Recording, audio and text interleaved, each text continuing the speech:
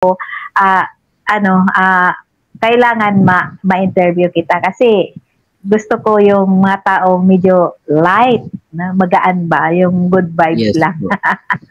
Oo. Actually po, mami, 56 po yung mismong ating bangko, so medyo light pa po pala sa inyo yun.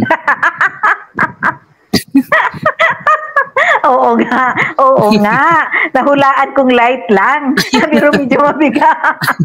Napakagaling niyo po manghula. Kano po niyo si Madam Auring? Ay, wag ka. Sinasabihan na kung para daw ako si Madam Auring. Sabi ko, grabe naman. Sa dami ba namang look-alike? Bakit si Madam Auring ang gusto niyo akong ka-look-alike?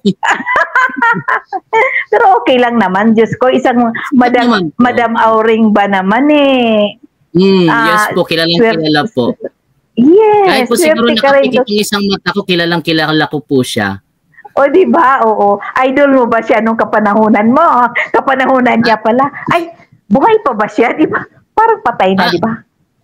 Actually, hindi ko po alam. Itatanong ko po sa Google po mamaya. Kung buhay po. Oo nga na.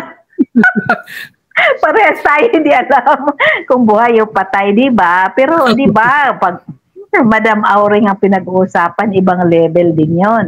Yes po.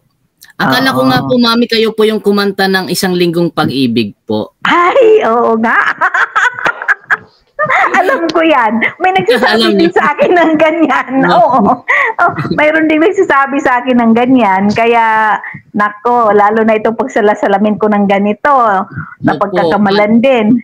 Halos isa lang po kasi ang mga mukha ninyo po. Ganun ba? Opo. So parang kahit sino po sa inyo.